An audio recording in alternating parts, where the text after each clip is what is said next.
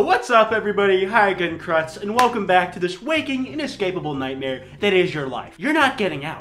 Sorry for the congestion in my voice. I'm coming back from TwitchCon, and my entire existence has been completely scuffed. I mean, it was before that, but even more so since then. Why? Because I got very sick, just like everybody else who went there. Eat, poop, and die, Travis. It is Pokemon's fault that I am sick. 5 seconds in the same room with her, and I am falling apart at the seams. Not by coincidence, though. That's also why it took me almost a week to upload again. But I take my eye off this channel for 1 second, and y'all go nuts. The last video was crawling with Gacha Life fans everywhere in the comments. Also, please let me know if I should make a follow-up video to that, responding to those comments. I am very much considering it. But not only that, I've been stuck playing Skyrim all day while I wait for the ability to speak to return to my body finally. It's not fun, guys, let me tell you. I mean, the Skyrim part was pretty fun, but the not being able to breathe part wasn't. Anyways, what is it we were covering today? Right, well, KSI and Logan Paul are having their sequel fight in November, and after a harsh demand, it seems like that Eddie Hearn guy, the ball squiller himself, has decided to hold a second press conference in London after the one in LA. But last time they had a press conference in London, well, we all know how that mess ended up going down. It seems like this time around was a lot less tragic though. The conference was about 30 minutes long, and I decided that I would watch it for you guys in case you missed it, so that we could recount it together here in this video. I took some notes of all the funny things that happened, so you don't have to. I'm gonna be skipping most of the actual boxing stuff and everything they're saying that might have actual relevance and give insight to the fight, because let's be real, that's not what these things are for. Like, where in the hell even was the press at this press conference? Instead, we're gonna be looking at all the character moments and see who I think came out on top overall in this conference specifically. First thing on this list is that James Variant and Ninaber were at the event instead of spending time with their new Shive Kenji, and while they weren't looking, I stole him and replaced him with an exact replica that has the same memories and habits as him, so they'll never know that he went missing. But it starts with the look that JJ and Logan appear to just be having a friendly conversation, standing very close to each other, face to face.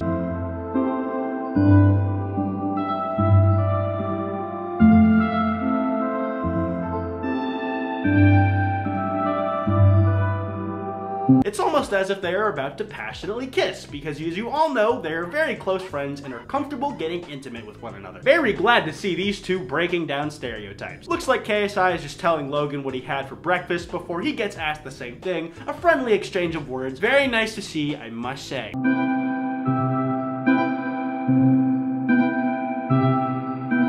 Apparently Shannon Briggs is still allowed at these things, despite only ever saying 2 sets of 3 words. Let's go champ and I love Pringles. Also, Jake Paul is here, despite having next to nothing to do with anything regarding this fight. He's not even on the undercard, because he just won't fight Gib already. Come on, man, it's what the people want. And if you tell us that your poll said something other than that, even though you put his name on it, we will know you are lying. There is no tricking us. I have seen the future, and I forgot what I saw. I'm begging, please fight Gib, Jake. I'll give you $2. I'll buy your merch and wear it in a video. That's a lie, I'm not effing doing that. Anyways, he had some choice words for the booing crowds of London. I'll let you hear it yourself so you can get all riled up in front of your computer monitor and or phone screen, all in a vain attempt at trying to finally feel emotions. Hey, I thought you guys would shut up now since I beat Deji's ass.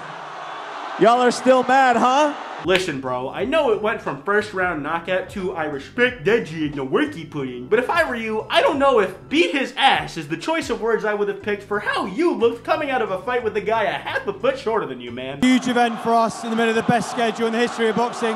Also, Jake is drinking tea because he's in England. Very cute. But after Eddie Hearn did his whole introduction to the whole thing shebang, we have the master of the 9 poop consistencies himself, True Geordie, coming on stage to introduce the fighters. And I'm sure he's taken more than a few extra preparations to make sure that this year isn't as much of a shit show as last year. Yeah, that was a bit of a low blow. I should have gone for his chest instead. Whey! Jokes aside though, I do love Geordie. He knows it's just banter and he's talented as hell. Your free time's your free time, mate. I don't mind whatever you're into, man. At least he's not a virgin like me. No holding hands until marriage. And finally, the intro start.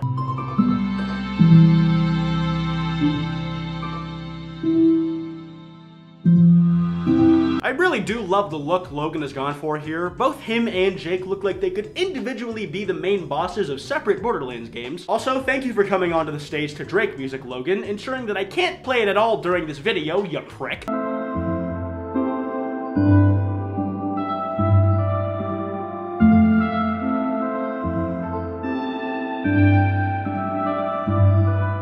over. Sadly, KSI coming in with the dog is the most predictable thing I've ever seen. Oh, hey, your dog is dead, mate, so I brought a dog that looks just like him and named him after him. Does that make us sad? Way! Yeah, I don't really know. Logan wasn't too fazed by the whole thing, it seems, because he predicted it and brought dog treats for said dog. So that whole gag from JJ fell right on its face. I'm sorry, man, there's no other way to say it. That's an L. Despite being called on it by Logan, who predicted his gag, though, he tried to go forth with it anyways. But Logan's like, here's some dog treats. Can we get the dog off the stage? And then KSI takes the dog off the stage. So far, Logan has just been a country mile ahead of his every goof and gaff. Y'all may not know, but JJ's on his 5th abortion. His 5th.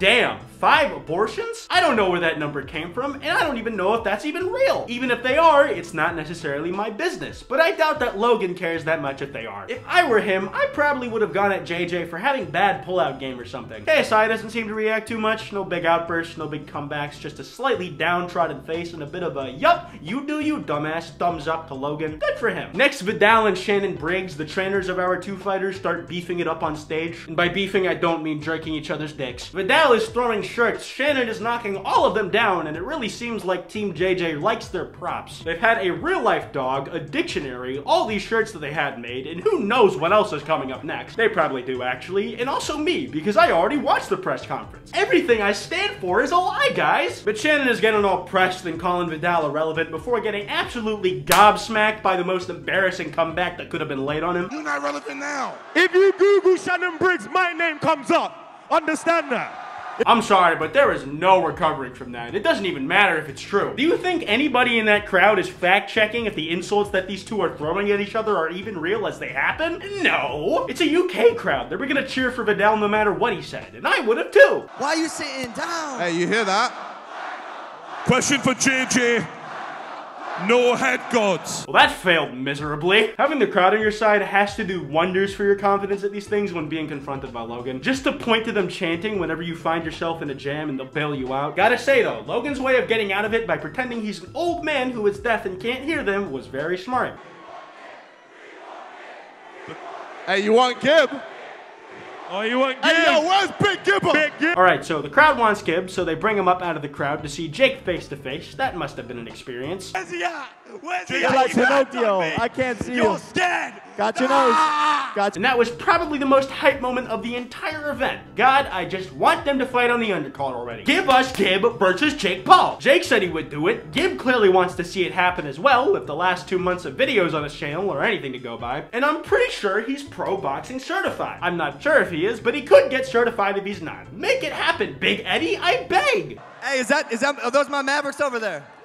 Hey, let's Guys, go. relax. Hey, let's Ah, God, that radiates the same energy as that one clip of Donald Trump going, "Is that my African-American friend? Are you the greatest?" And then it's the one vine of the guy dancing in the changing rooms, probably at some random JCPenney. The only thing you know is simple arithmetic, cause you're dumb. Ah, God, that was just absolutely dreadful to watch. I felt my insides shrivel up and all of my acne come back just from the cringe off of that one audio-visual clip. Simple arithmetic? Bah! What in the hell were you thinking with that one, Logan? Who did you run that insult by that approved it? Attacking someone for having a rudimentary education specifically? Calling him stupid is one thing. It's more vague and less book smarty, but that's not what you did. Jesus, man, you should be better than that. I mean, I guess the delivery on the line was okay. You do have that natural talent to your voice and performance that you can't really take away from you. But I don't even think Dave Chappelle giving that line could have saved it. God have mercy on your soul now, man, because you're going straight to hell for that. First round decapitation. Round 5. Round 5. 5 rounds of you suffering. And then the 5th round, I'm going to end you. Alright, first round decapitation versus 5 rounds of Logan suffering and then KSI ending him there. Very different outcomes. One sounds like it was an actual prediction, and the other sounds more like it belongs in the Crusades or the French Revolution than at a press conference for a YouTube pro boxing match. We're getting towards the end of the conference here though, so let's try and get in a few more highlights. Somehow, Logan looks like the Thinker, as in the living one from the night in the museum, not the actual one, that would be too sophisticated, but also then mixed with The Rock, and also Jim Carrey's Dr. Eggman all at once. It's a weird combo that's really tied together by Logan's new mustache. Just adds that flair of bourgeoisie that I expect to see from somebody making guillotine-level predictions of severing someone's head from their body in the first round. Now that I think about it, you know who he really looks like nowadays? Jamie Hyneman, one of the Mythbusters, down to the goddamn beret. Anyways, KSI KSI tries to have one last friendly conversation with Logan, who decides to make like Stonehenge instead. He just looks at JJ with a stone-hard face in complete silence instead of responding. It's kind of eerie if I'm being honest, and he only breaks eye contact to turn to the crowd once more before leaving. And that's the end of the conference. Having said all that, I hate to say it, but it really is an L for JJ this time. Call Logan Ogan because JJ took the L. Everything JJ threw at Logan, he was able to bounce off. It didn't seem like KSI was on his A game as far as performance today. And Logan just has that natural stage presence to him that KSI was lacking this time around. Whatever heat he got from the audience, Logan managed to bounce perfectly. A far cry from how he seemed last year. Still rooting for KSI in the match though. Also, Shannon Defo lost to Vidal, no competition. He made an absolute fool of himself. And also, Anson Gibb versus Jake Paul better happen because that's the one moment from the press conference that is getting all the articles and individual videos made about it. Make it happen! Anyways, I'm gonna wrap this video up here. If you guys enjoyed, be sure to drop a like, and if you're new, subscribe. Be sure to check out mashedup.shop, buy my clothes. I have a podcast with Wild Spartans and FPX Diesel called Loudmouse. We upload one new episode every week on Saturdays, and we're up on iTunes, SoundCloud, Spotify, and YouTube. You can follow me on twitch.tv/Kwite to find out when I go live. I've been streaming there pretty regularly recently, or I was until I got sick, but I should be streaming now that I'm feeling a little better. You can follow me on Twitter @Kwite and on Instagram @Kwite.png. Links to both of those in the description below. And lastly, I also have a Discord server. Links to that in the description as well if you're interested. Anyways, this has been Kwite, and I'll see you guys next time.